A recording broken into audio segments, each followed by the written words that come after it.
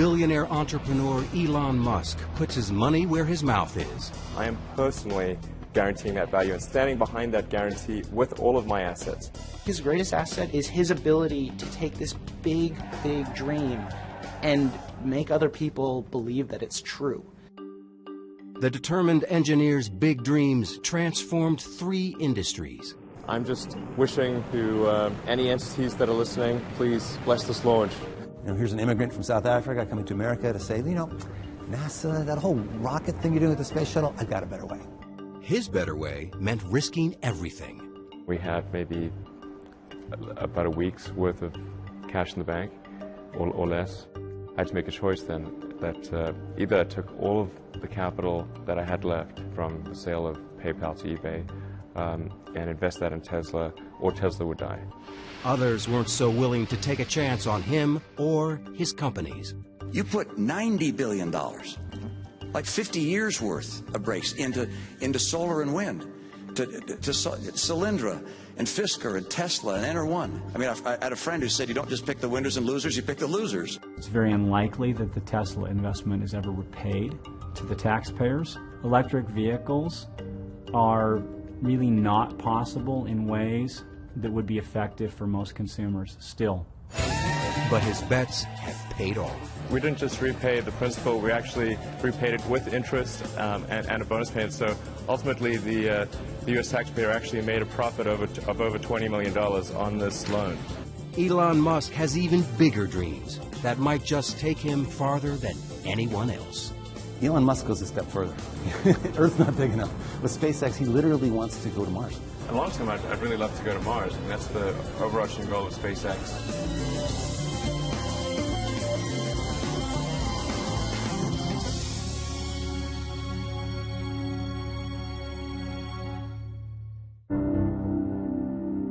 When I was a little kid, I was really scared of the dark.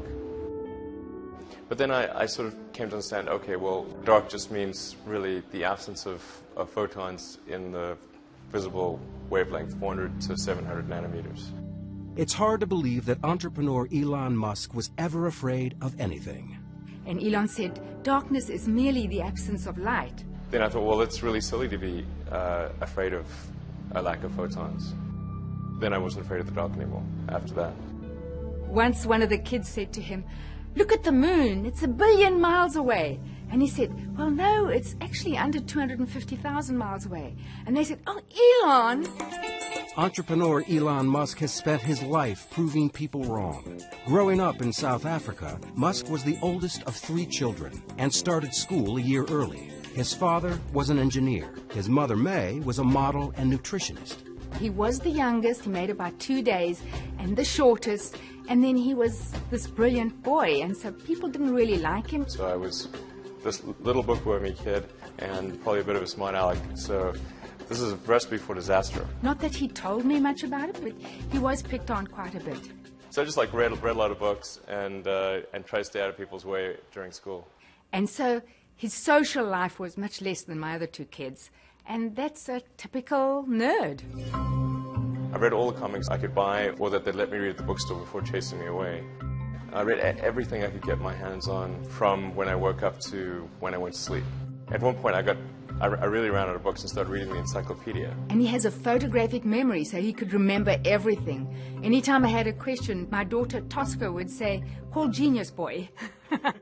His brother, Kimball Musk. When Elon was 10 years old, he got tested by IBM, and he was found to have one of the highest aptitudes they'd ever seen for computer programming. I tried taking some computer classes, but I was way ahead of the teacher, so it didn't really help. So I started programming a space game called Blastar. Musk, already thinking like an entrepreneur, figured out how to sell his game. And I don't think they realized I was 12. We decided we were going to open an arcade out near our high school. We were big into video games. We figured that it was going to be a huge hit. We got a lease on a building. We got the arcade provider to deliver the equipment. And the only thing we needed to do by the end of it was get the city to approve what we were doing. But an adult had to apply for a city permit, and they hadn't told their parents what they were up to. And of course, they told us we were not going to be opening up an arcade.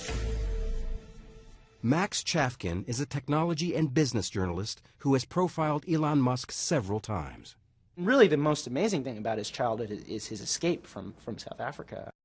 I remember thinking and saying that America is where great things are possible, more than any other country in the world. It's a little cliche, but it's true.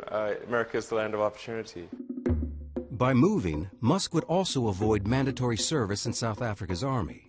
Growing up in apartheid South Africa was pretty surreal. I mean, we didn't support that government, we didn't believe in it. And so the idea of actually going to the military service was really out of the question. I told my parents I was going to Canada, and they tried to convince me not to leave. And off he flew, and I thought, wow, he's so independent. Of course, as soon as he lands, he calls me and he says, what do I do now? So I bought a bus ticket from Montreal to Vancouver, and that allowed me to kind of see Canada, at least from the highway. He worked at odd jobs across the country before settling at Queen's College in Toronto. In fact, when I went to college, I rarely went to class. I'd just read the textbook and then show up for exams. The big appeal of the university was being able to date girls my own age. I actually met my first wife there. Musk got an engineering and business degree from the University of Pennsylvania and a scholarship to go to Stanford. Silicon Valley was the promised land. I really wanted to kind of go where the really exciting breakthroughs were occurring.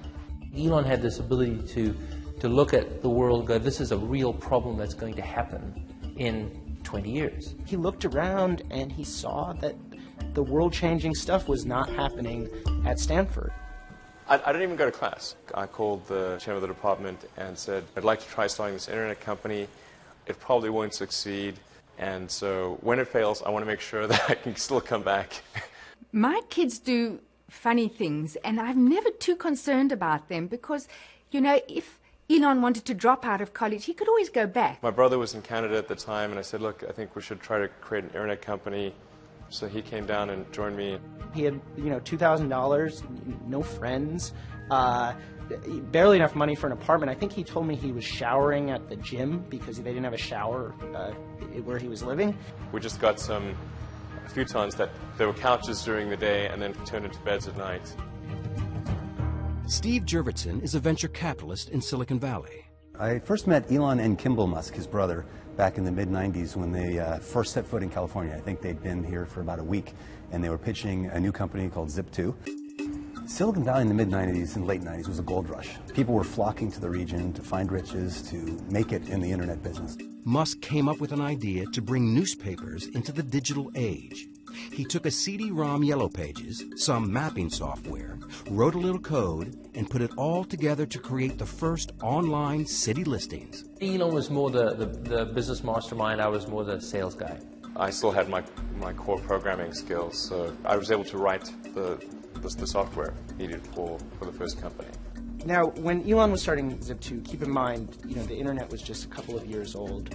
Most local businesses were not on the internet. And the way you found a local business was you opened up the Yellow Pages. The thought was that media companies, like the newspapers, are going to need help coming online and building lots of functionality into their websites. We had someone literally throw a Yellow Pages book at us and tell us, do you think you'll ever replace this?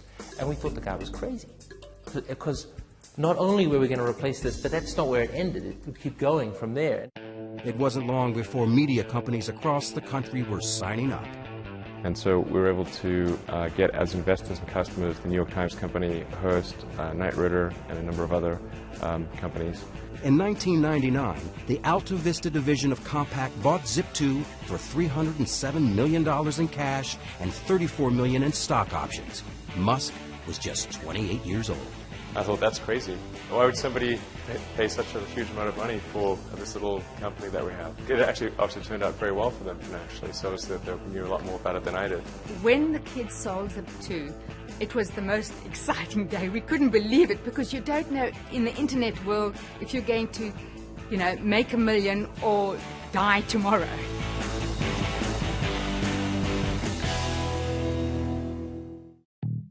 In February 1999, Elon Musk sold his first company. At 28, he joined the ranks of Silicon Valley millionaires. Zip2 was acquired by Compaq for a little over $300 million, and I made, I think, about $21 or $22 million as a result of that, which was a phenomenal amount of money for me. It was obviously a financial windfall. It was super fun to go out and buy some cool toys. There is, gentlemen, the fastest car in the world. One of his first things to do is go out and get a big sports car. He comes from a family that really enjoys racing in vehicles, and he got one of the highest performance cars money could buy at the time. It was a McLaren F1. And proceeded to enjoy that around the Bay Area, let's say, the number of adventures and risk-taking moves with his driving. While I'm sure it felt wonderful to have all this money and to have people recognizing success, I think he was also frustrated that this company hadn't become as great as he wanted it to be. It hadn't changed the world. It had just slightly altered the course of newspaper history, which I think from his point of view is, kind of a piddling accomplishment. So I certainly had the choice at that point of retiring and buying an island somewhere and sipping Mai Tais, but that was not of interest to me at all. There really wasn't a choice of we weren't going to do anything. It was just really what we were going to do next. In Elon's case in particular, it was really just a stepping stone. The goal in doing my second internet company was to create something that would have a profound effect. And it seems to me that the financial sector had not seen a lot of innovation on the internet. And money is really just an entry in a database. And it's low bandwidth. It seems like it's something that should lend itself to innovation. He was very rich. I mean, just more money than most people could dream. And he took almost no time in between that sale and starting the company that became PayPal. Musk's new company created something we take for granted today. It changed the way the world buys things, the way money is transferred from one person to another. At the time, transactions were very slow. People would have to mail checks to each other, so it could take weeks just to complete a single transaction. With his windfall from the sale of Zip2, Musk quickly turned around and founded X.com to make electronic cash transfers possible. But his new company collided with a rival mobile payment company called Confinity. And they were really competing against each other, and the real enemy at the end of the day was eBay. We combined our efforts in order to compete effectively against eBay's built-in system. They called the new company PayPal. When he looked at PayPal, his goal was not to create a place you could do person-to-person payments. His goal was to transform the financial industry. We're able to become the leading payment system in the world, and then eBay finally threw in the towel and acquired PayPal in early 2002. Musk and his partners sold PayPal for $1.5 billion. Musk was the largest shareholder and walked away with $180 million. He was 30 years old. I could have bought probably a chain of islands, but that again, that was obviously just not of interest to me. Islands weren't of interest, but outer space was. It's just a much more exciting, inspiring future if we're out there exploring the stars, as opposed to a future where we are forever confined to Earth. I was thinking, well, I wonder when we're going to Mars. When is NASA going to go to Mars? And I went to the NASA website, and there was no plan to go to Mars, and no plan to really even take the next step in space exploration. This is Elon saying he wants to go and enable the human civilization to leave the planet Earth. It's about as big a vision as you could possibly imagine. And that's going to require funds, and he has enough funds to go do it, so he's going to go do it. Musk had the outrageous idea that private enterprise could actually re-energize space travel. And in June 2002, he founded Space Exploration Technologies, or SpaceX. Elon was the only funder of the company for its early years. Another incredibly risky move to say, nobody on the planet thinks this idea is financeable. I'm going to fund all of it myself, to the tune of almost $100 million, which was the majority of his net worth at the time, into a dream to take on the military-industrial complex. Here's an immigrant from South Africa coming to America to say, NASA, that whole rocket thing you're doing with the space shuttle, I've got a better way. I actually traveled to Russia 3 times to look at buying a refurbished ICBM without the nuke. And I came to the conclusion that the thing that was really holding us back from making much more progress in space was really that rockets had not evolved since the 60s. So the trick isn't figuring out how to get to orbit, it's figuring out how to get to orbit cheaply. So I had to come up with lower-cost ways to produce engines, the primary structure, the electronics, do the launch operation, as well as run the company with very little overhead. And the sum of inventions in all those areas is what has led us to a roughly 3- to 4-fold improvement over the cost of other rockets in the United States. What SpaceX has been very successful at is taking basically off-the-shelf technology, stuff that was developed by NASA 50 years ago, and streamlining it. So in that way, he's kind of the Henry Ford of space, because Henry Ford didn't invent the automobile, he just figured out how to make the automobile, commercially viable. Musk was more than just an entrepreneur. If you ask Elon how he managed to teach himself rocket science, he'll just look at you very seriously and just say very quietly, "I read a lot of books."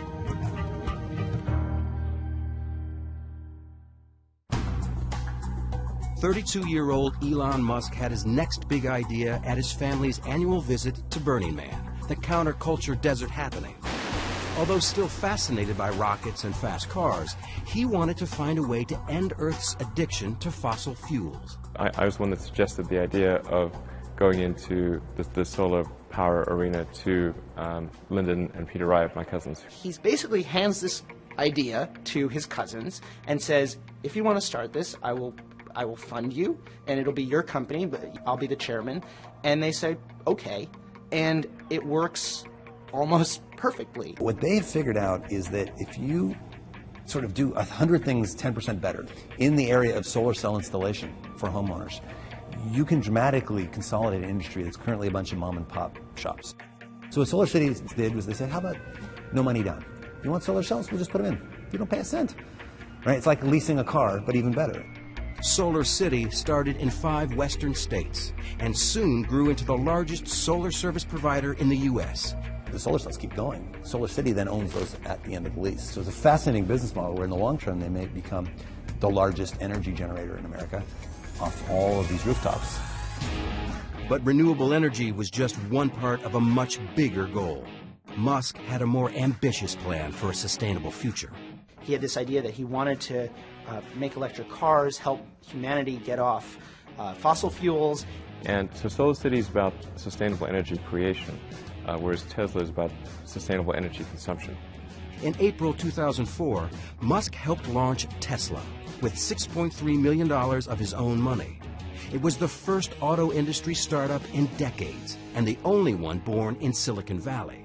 And it's really pretty simple. It's, make a high-priced car at low volume, because that's essentially the only thing we could afford to do. And then step 2 is a medium-priced car at medium volumes, and step 3 is a low-priced car at high volumes. Tesla's plan was to introduce a high-end, high-performance product to first attract outliers, then make an affordable car for the masses. Tesla's co-founder and first CEO, Martin Eberhard. We expect to change the way people think about electric cars with this car, and that we hope to open the market for us to sell other electric cars. But we also know that if you start off by saying, let's first change human nature and make everybody drive crummy little cars, that doesn't work. So instead, let's build a car that people want to drive. Let's build a car that's hot and desirable and beautiful, and convince people that driving an electric car is not a compromise.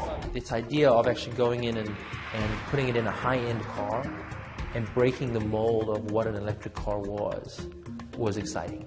This is no longer going to be a golf cart. This is going to be a Ferrari. Any cops watching? Nope. Coast is clear. When we first saw Tesla, it had a good explanation for how they get to market without having to spend exorbitant amount of money, how they would create a brand and an object of desire in consumers, and each part of the story clicked together. He talked about Silicon Valley smarts being able to show Detroit how to do something that Detroit didn't think was possible. It's batteries, it's drive electronics, it's electric motors. Those are skills that are present in Silicon Valley and not present in Detroit. Tesla's revolutionary technology for the Roadster started with a computer battery as the power source for the automobile. J.B. Strawbell, Tesla's chief technology officer, was the main designer of the electric powertrain. For the first time, it was possible to drive over 200 miles and have performance that was directly competitive with what a gasoline car could do. And Tesla was the first company to to take those principles and put that into practice and try it. California Governor Schwarzenegger showed up for the Roadster's 2006 coming out party. I test drove this one. It's hot. He bought one. So did Leonardo DiCaprio and George Clooney. But could Musk sell regular customers on his idea? At that time, there was very little activity in the auto industry in electric vehicles. We were in the age of the large SUV. So it was a little unusual to hear about this company in California that was planning to come to market with a high-end all-electric sports car. We were very passionate about trying to make sure that this car was going to just throw down the gauntlet on what the technology could do and really prove to the world that electric vehicles, could be incredibly fast and could have incredibly long range. There was kind of a sense of adventure, doing these things for the first time and doing it in a really scrappy way. We did some of the very first battery packs in my garage in Menlo Park before we actually were able to rent a real office. The big issue for Tesla, as with all electric cars, has been the batteries, their cost, and how long they last. Eric Noble is president of CarLab, an automotive consulting firm that evaluates new cars and trucks. American consumers are very ready for battery electric vehicles. Unfortunately, battery electric vehicles aren't ready for American consumers. The first results at Tesla seem to support this gloomy forecast. Tesla, when we first started out, the thought was simple and really, obviously, in retrospect, quite naive, which was to make use of some technology that we develop ourselves, but also some technology that we'd license from AC propulsion, put that together and create an electric sports car that would be compelling. So, let's see, where did that fall apart? It fell apart when the team told Musk that the projected cost had skyrocketed from $65,000 to $140,000. As the problems mounted, Musk faced a do-or-die decision at Tesla. He would have to choose between investing his PayPal payoff or let his new company collapse. And Elon was looking at this and saying, the dream is still there, but oh my gosh, what have I got? I've got to get this under control.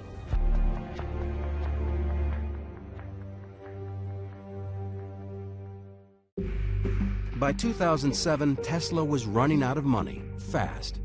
No one wanted to step up to save the unproven automobile startup. Elon Musk had to take the leap alone. We had to make some pretty dramatic changes, essentially recapitalize the business and invest about twice what we'd originally expected. What we really expected as the outer limit. Basically, Tesla got to this point where they only had enough money in the bank for a couple of months, and there's nobody around who are willing to put more money in. I had to take all of my reserve capital and invest it into Tesla, which was very scary because, it would obviously be quite sad to have the fruits of my labor with Zip2 and PayPal not amount to anything.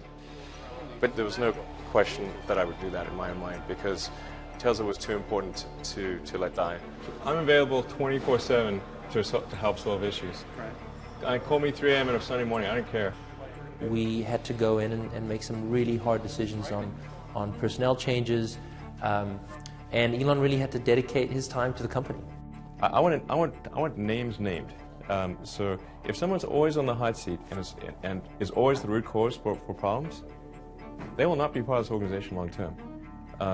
It's not okay to be unhappy and part of this company. And so if somebody can't get happy, get divorced. Right. Musk and his board replaced Martin Eberhard, one of the co-founders who had been running Tesla. And I think we kind of really exceeded the level that Eberhard could handle. And that became apparent in 2007. We either were going to have to shut the company down or Elon was going to have to take over as CEO. It was actually a process of building a company as well as building a car. A lot of people that fit in very well with a company when it was extremely small, didn't end up fitting in as well when it was larger. Eberhard didn't go quietly. He sued Musk for libel, slander, and breach of contract. I believe that I was scapegoated to take the blame for the programs that were not run well. Musk resolved the dispute through mediation, but his company was in serious financial trouble. In September 2007, Musk flew to Germany with a scheme to raise extra cash by forging an alliance with Daimler-Mercedes. Daimler is the company that invented the internal combustion engine car, the maker of Mercedes, Smart, and their endorsement carries a great deal of weight. So that was just a very important moment. He had to convince the company that Tesla could supply battery packs for its cars. They were skeptical. Really, the key thing with Daimler was to demonstrate hardware that worked. You know, if they can't touch it, they can't drive it, it's not particularly real. He pushed his team to retrofit a Daimler smart car with Tesla's electric motor. But first, they had to find one. The challenge of converting a smart car to electric was doubly difficult because we couldn't find a smart car. The smart car was not for sale in the United States, so we had to send somebody down to Mexico to buy a smart car, bring one to the US, and then the smart car is really tiny, so we had to fit a motor and power electronics and charger and everything in the smart car. The challenge was daunting. To replace the smart car's gas engine with a Tesla drivetrain and battery, fit it in the tiny space under the hood, and do it all in less than 4 weeks. We didn't have much time at all. We knew that from the beginning, and we kind of prepared for almost battle and, you know, set up a war room in the shop. They worked around the clock, stealing naps on the factory floor, right up to the deadline. The Daimler executives arrived not at all convinced that it made any sense to work with an American car company, let alone a little tiny American car company in Silicon Valley.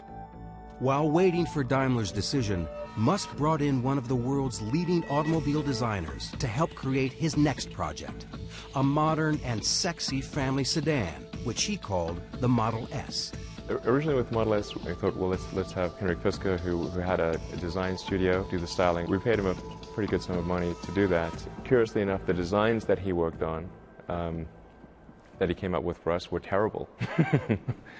And what he didn't tell us was that he was actually working on a competing car company. Tesla officials claimed that perhaps Henrik had come in to learn what Tesla was doing, while all along he was planning to form his own company, do his own vehicle. We were pretty upset with him for basically taking what were at the time the original specifications for the Model S and then going and shopping a business plan to create that same car. Tesla sued him, he sued Tesla, and there was all kinds of, infighting. Henrik Fisker wouldn't grant Bloomberg an interview, but he told us that, "I believe there is enough space in the market for several new car companies that pursue a new type of electrified powertrain with different philosophies." In November 2008, the court ruled in Fisker's favor. It was a setback for Musk, who was also going through a tough time personally. After 8 years of marriage and 5 children, Elon and Justine Musk divorced. I got divorced, personal life in somewhat of a shambles, and in addition getting attacked by some in the media, my ex-wife, every bad thing you could imagine. There was more bad news when his bold space transport company SpaceX again failed to get a rocket into orbit. The first launch didn't get very far, got about a minute up, and then there was an engine fire, and that was it. The second flight actually did make it to space, but not to orbit. And then also Flight 3, we didn't get all the way to orbit. He started saying, "I've got enough money for 3 cracks at it." He put $100 million of his own money, and he sort of hinted at the idea that after 3, if he didn't make it, it would be over. SpaceX would die. Musk burned through the $100 million he had sunk into SpaceX.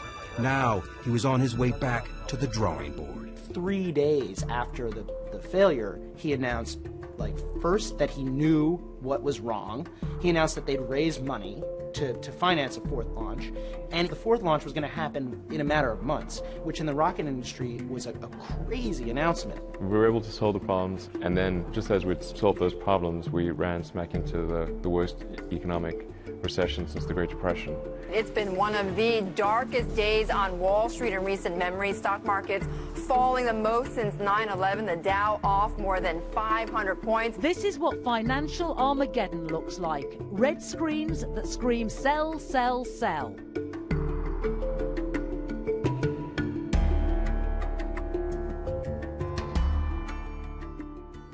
It was a week that shook Wall Street and indeed the world. And a realization that the economy may still head into a deeper downturn. As 2008 drew to a close, Elon Musk faced the worst crisis of his career. All 3 of his companies appeared to be in free fall. The worst point was probably just the weekend before Christmas in 2008. We had the economic tsunami take place and made things even worse. If it wasn't needed, we had to shut it down and just figure out how do we get through this dark period and not go bankrupt. General Motors shares falling to more than a 20-year low after Goldman cut the automaker's rating to sell on a worsening sales outlook. That was tough. I mean, it was obviously an economic period that saw the bankruptcy of General Motors and Chrysler, and there we were, a young company selling a very optional car. I mean, it was really people don't need a $100,000 sports car. And they certainly wouldn't want one getting poor reviews. The popular BBC program Top Gear took the Tesla Roadster on a test drive in December 2008. This car then really was shaping up to be something wonderful. But then...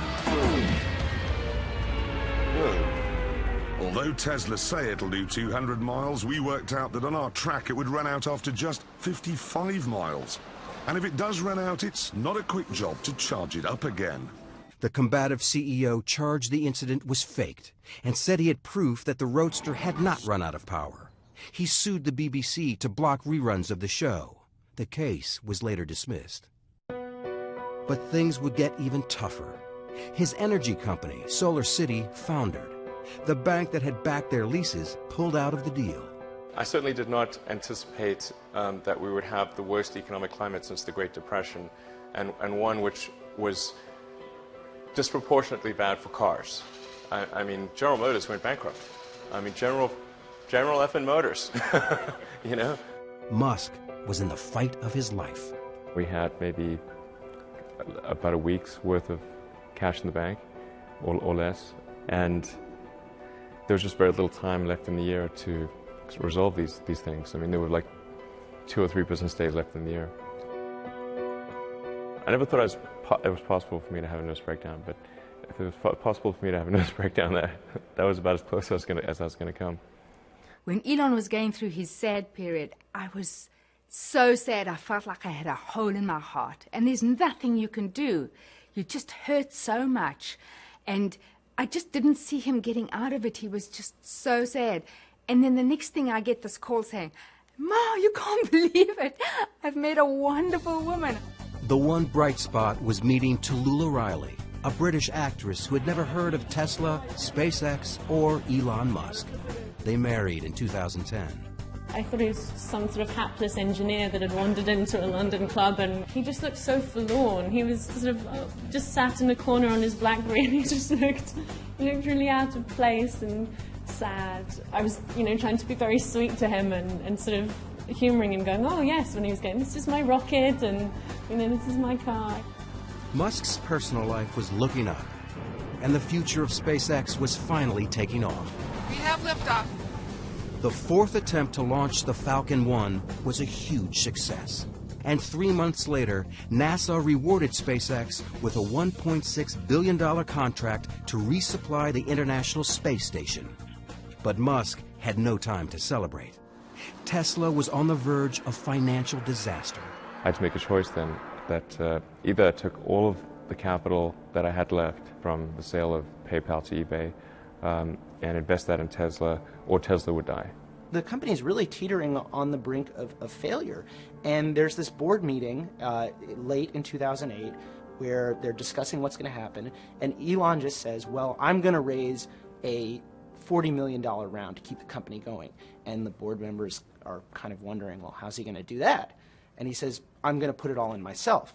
And that incredible braggadocio confidence catalyzed a change in people's opinion. And we and everyone else around the table was like, oh my gosh, we want to be part of this. We want to get as much of this investment as we can. He saved the company in its darkest hour with an act of heroism that is hard to describe. There's nothing quite like spending your last remaining dollar on a project you believe in.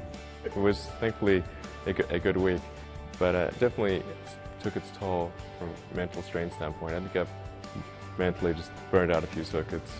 Just after his emergency cash infusion came the news they desperately needed. A $40 million deal with Daimler for smart car batteries. Daimler later added $50 million for 10% of the company. Determined not to repeat past mistakes, Musk focused on bringing his family car to life. So I decided, look, we really need to have our own design studio, and that's when I hired Franz von Holzhausen to design the Model S. His green agenda was irresistible to von Holzhausen, a legendary figure in car design who had already revolutionized the looks of VW, GM, and Mazda. He's completely passionate to really rid the world of this addiction to fossil fuel. And that was something that he talked about from the very first sentence, first conversation that we had. With a new team in place, Musk completely revamped the look of the Model S. A sedan doesn't have to be a brick. It doesn't have to be a big blocky car.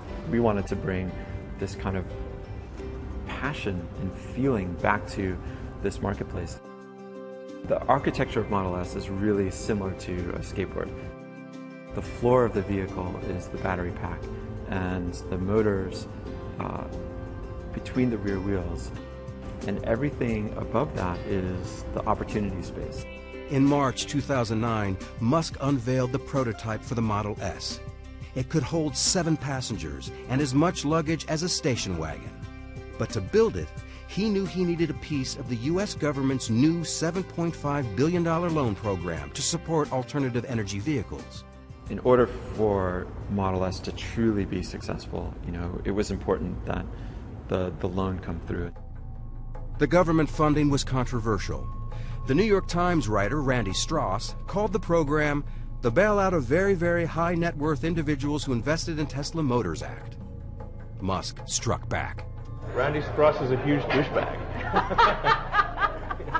And an idiot. Okay. It wasn't a bailout, but a loan.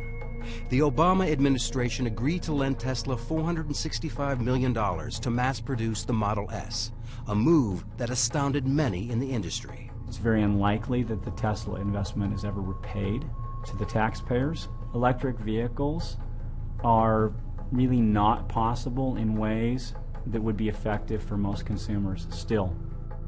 This is just the religion of electric vehicles, and like Jonestown, that religion will come to an end. There are most certainly people who want to see Tesla fail because it is an attack on the mainstream car industry. Of course, the biggest impact that Tesla will have is not the cars that we make ourselves, but the fact that we show that you can make compelling electric cars that people really want to buy. The government loan came with a challenging condition. To get the money, he had to first find a place to build his electric car.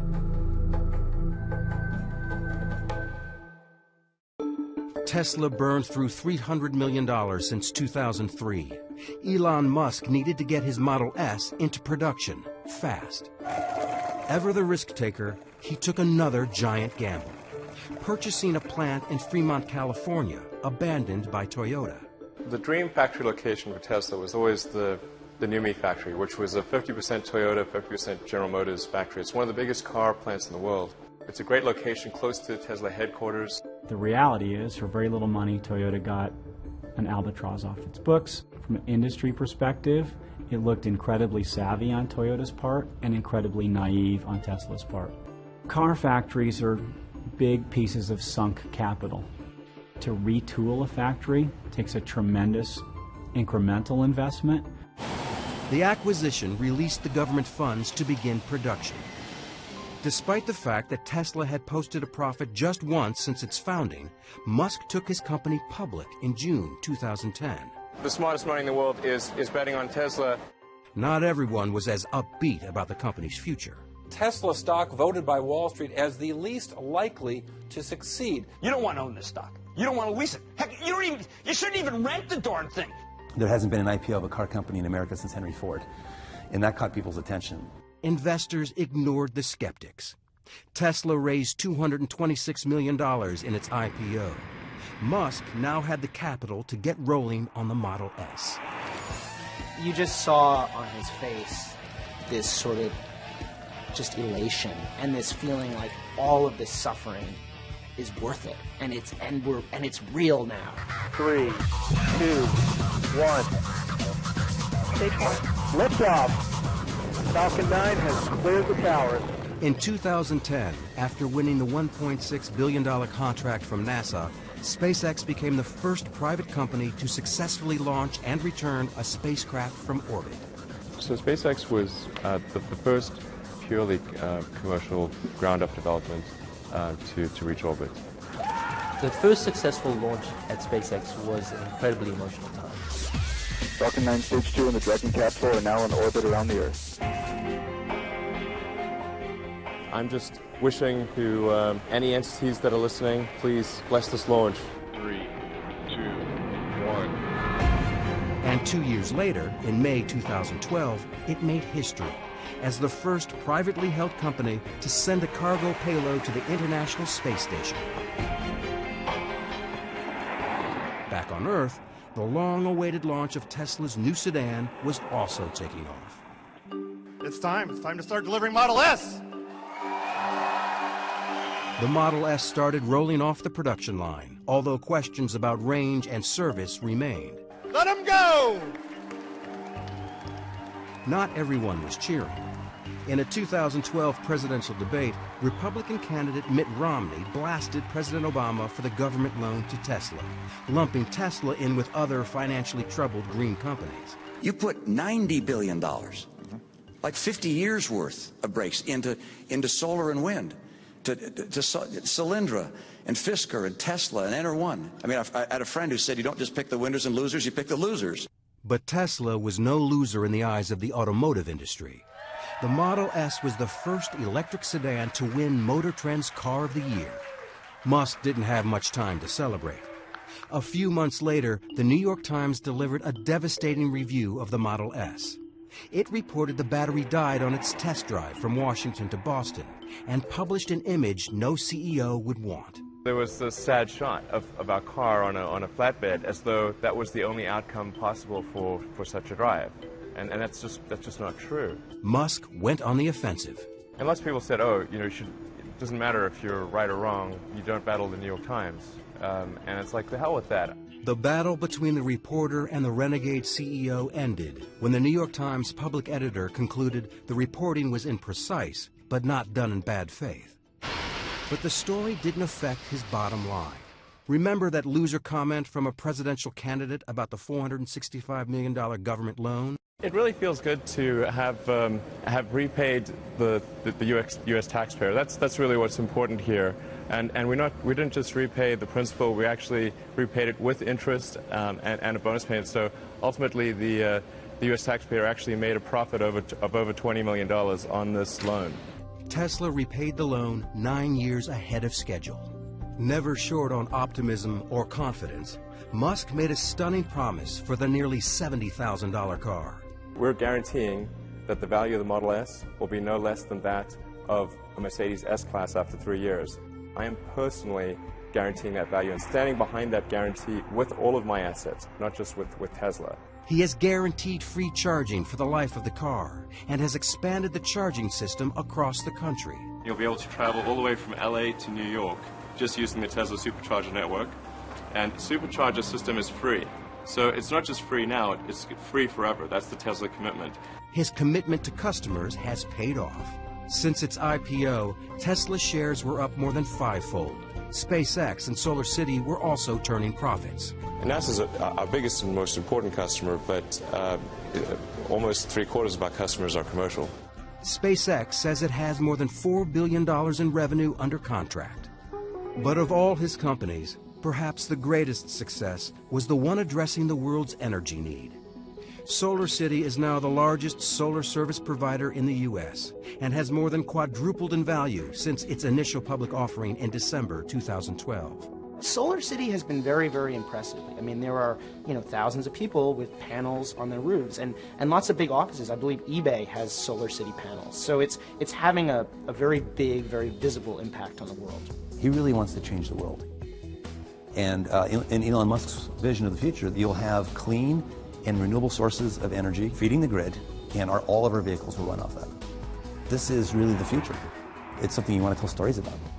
Elon has a self-confidence that is it's breathtaking. And it's especially breathtaking when you think about the things he's confident about. The idea that humanity is going to get to Mars. That not just humanity is going to get to Mars, but that he, in his lifetime, Elon Musk, will get to Mars. Crusader or canny businessman, Named one of Time magazine's most influential people in the world, the risk-taking, multitasking CEO's estimated net worth was $6 billion in June 2013. Divorced for the second time, Musk splits his time between his 5 sons, his companies, and thinking about the future. Just, is it significant? Really, the question is, are things I'm working on, are they really going to matter, or do they have the potential for really mattering?